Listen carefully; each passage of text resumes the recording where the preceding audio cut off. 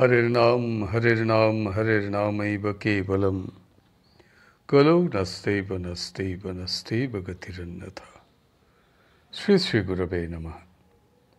प्रेम भक्ति प्रदातारं आनन्दानन्दवर्धनं शरणमैषुतं वन्दे जुगमाया मनोहरं विजयवल्लभां देवीं विजयानन्दवर्धिनीं सदानन्दमयीं सद्धिं जोगमायां नमाम्यहम्। गुरुर्ब्रह्मा गुरुर्विष्णु गुरुर्देव महेश्वर गुरुरेव परं ब्रह्म तस्मै श्री गुरवे नमः। ভক্তিভাজন শ্রীমৎ জগৎবন্ধু মৈত্র মহাশয় রচিত শ্রী শ্রী গোসাইজি জীবনী প্রভুপাদ বিজয় কৃষ্ণ গোস্বামী গ্রন্থ হতে পাঠ।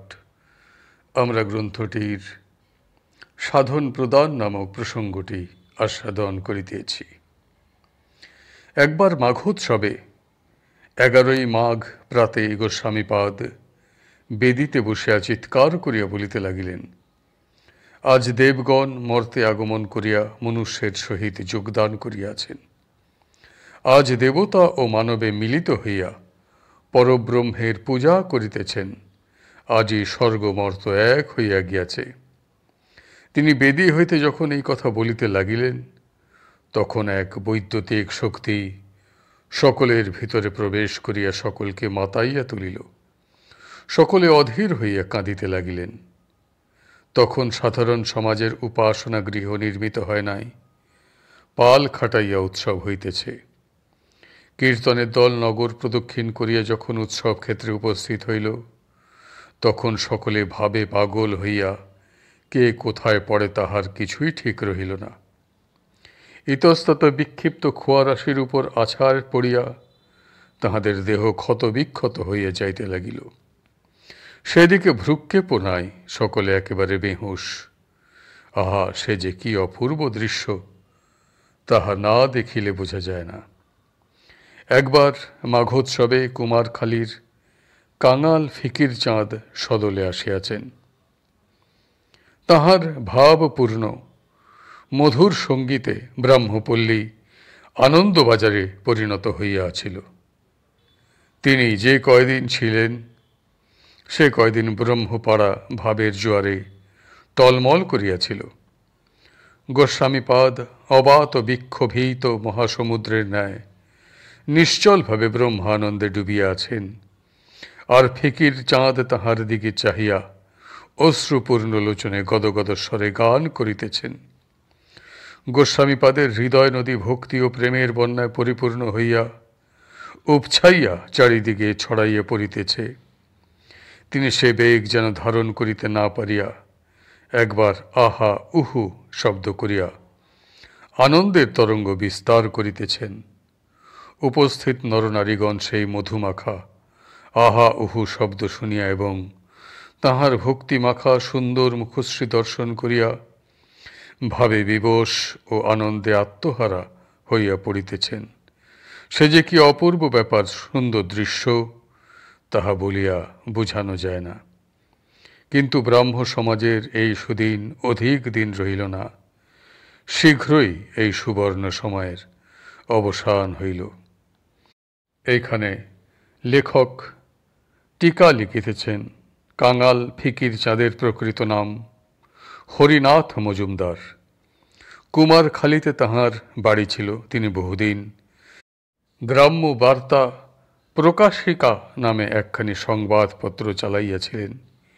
ইহা ভিন্ন বিজয় বসন্ত প্রভৃতি কতকগুলি পুস্তকও তাহার প্রণীত।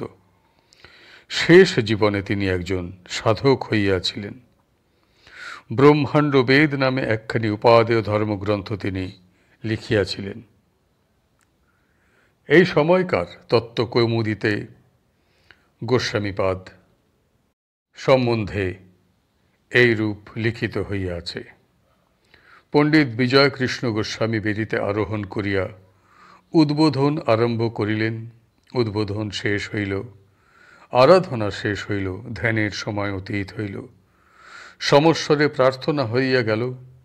উপাসকদিগের মনে আর ধৈর্য ধরে না।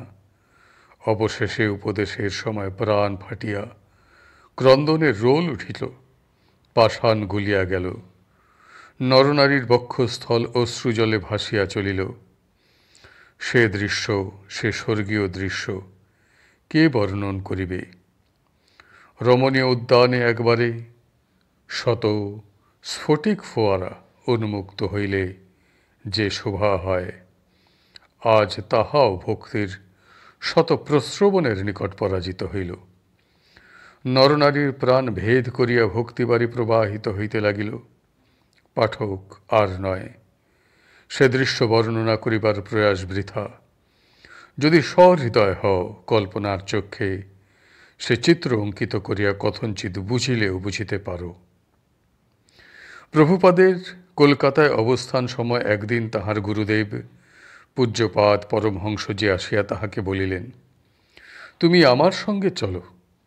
গোস্বামীপাদ বলিলেন, আমাকে প্রস্তুত হইয়া আসিতে একটু সময় দিন।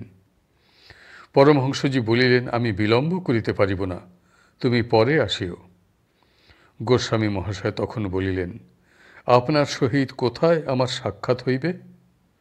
পরমহংসজি বলিলেন, গয়া, কাশী, বৃন্দাবন বা নর্মদা তটে, এই বলিয়া তিনি চলিয়া গেলেন। পরে গোস্বামীপাদ শ্রীযুক্ত নবকুমার বাগচিকে সঙ্গে লইয়া গুরুদর্শনে বাহির হইলেন। তিনি বাঁকিপুরে কয়েকদিন বাবু ব্রজেন্দ্রমোহন দাসের বাড়িতে থাকিয়া গয়ায় গেলেন। তিনি সেখানে রঘুবর দাস বাবাজির আশ্রমে গুরুদেবের দর্শনার্থী হইয়া অপেক্ষা করিতে লাগিলেন। এই স্থানে থাকার সময় তিনি অনেক সময় ভ্রমণে বাহির হইতেন। ভ্রমণে বাহির হইয়া তিনি গয়ার প্রসিদ্ধ স্থান সকল দর্শন এবং গম্ভীরনাথ বাবা, রাধাশ্যাম বাবা ইত্যাদি সাধুদের আশ্রমে যাইয়া তাহাদের সঙ্গ করিতেন। এখানে গুরুদেবের সঙ্গে সাক্ষাৎ না হওয়াতে তিনি কাশী, প্রয়াগ, অযোধ্যা, লখনৌ, গাজীপুর, কানপুর প্রভৃতি স্থানে পরমহংসজির সন্ধানে গমন করিলেন। এই সকল স্থানেও পরমহংসজির সহিত তাহার দেখা হইল না। তখন তিনি বৃন্দাবনে গমন করিলেন। এই স্থানে গুরুদেবের সহিত তাহার সাক্ষাৎ হইল। অতঃপর প্রভুপাদ বন দর্শনে বাহির হইলেন। গোবর্ধন, রাধাকুণ্ড, কদমখণ্ডী, কুসুম সরোবর প্রভৃতি স্থান দর্শন করিয়া তিনি কলিকাতায় প্রত্যাগমন করিলেন। কলিকাতায় কিছুদিন থাকিয়া তিনি কুমারখালী হইয়া নাটোরে যান। এই স্থানে সাধক শ্রেষ্ঠ রাজা রামকৃষ্ণ স্থাপিত জয় কালী দেবী কুমারী মূর্তিতে তাহার কাছে উপস্থিত হইয়া অঙ্গুলি সংকেতে প্রভুপাদকে তাহার অনুগমন করিতে ইঙ্গিত করেন। গোস্বামীপাদ তৎকর্তৃক আহত হইয়া তাহার অনুসরণ করিলেন। বালিকা তাহাকে এক সরোবরের তীরে লইয়া গেলেন। এই সরোবরের মাঝখানে একটি প্রাচীন বাড়ি। গোস্বামীপাদ তথায় উপস্থিত হইয়া একটি মন্দির দেখিতে পাইলেন। সেই মন্দিরে রাজা রামকৃষ্ণ প্রতিষ্ঠিত জয়কালী দেবীর শ্রীবিগ্রহ প্রতিষ্ঠিত। প্রতিমার প্রস্তর নির্মিত আসন একদিকে বসিয়া যাওয়াতে দেবী মূর্তিও একদিকে হেলিয়া পড়িয়াছে। এই জয়কালী বালিকা হইয়া প্রভুপাদকে ডাকিয়া আনিয়াছিলেন। শ্রীযুক্ত নবকুমার বাগচি সে সময় প্রভুপাদের সঙ্গে ছিলেন। তিনিও তাহার সহিত জয়কালীর মন্দিরে গিয়াছিলেন। জগজ্জননী বালিকা মূর্তিতে বাগচি মহাশয়কে দর্শন দেন নাই, কেবল প্রভুপাদকেই দর্শন দিয়াছিলেন। অনন্তর প্রভুপাদ রামপুর, বোয়ালিয়া প্রভৃতি নানা স্থান পর্যটন করিয়া মানিক দহে গমন করেন। এই স্থানে একটি মুসলমান গোস্বামী মহাশয়কে দেখিয়া বলিয়াছিলেন, ইনি সাধারণ লোক নহেন, ইহাকে দেখিয়া আমার মনে আল্লাহ তালার ভাব উদয় হইতেছে। মানিকদহ হইতে প্রভুপাদ ঢাকায় গমন করেন। এইখানে কিছুদিন থাকিয়া তিনি দ্বারভাঙ্গায় যান। সেখানে যাইয়া তিনি বাবু রাধাকৃষ্ণ দত্ত, কৃপানাথ মজুমদার এবং আরও কয়েকজনকে সাধন প্রদান করেন। দ্বারভাঙ্গা হইতে মুজফ্ফরপুর এবং মতিহারি গমন করেন। শ্রীধর ঘোষ প্রভুপাদের সঙ্গে ছিলেন। মতিহারি হইতে তিনি একজন সাধুর সঙ্গে পশুপতিনাথ দর্শন করিবার জন্য নেপালে গমন করেন। নেপালের পথে একজন কাপালিক শ্রীধরকে বলি দিবার জন্য আটক করিয়া রাখিয়াছিলেন। একজন রামাদ বৈষ্ণব তাহাকে কাপালিকের হস্ত হইতে উদ্ধার করিয়াছিলেন।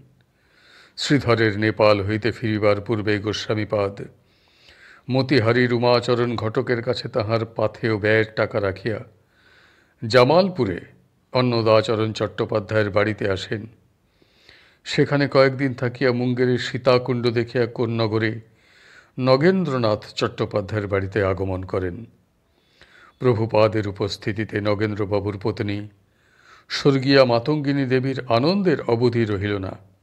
তিনি ভাবে ও আহ্লাদে আত্মহারা হইলেন।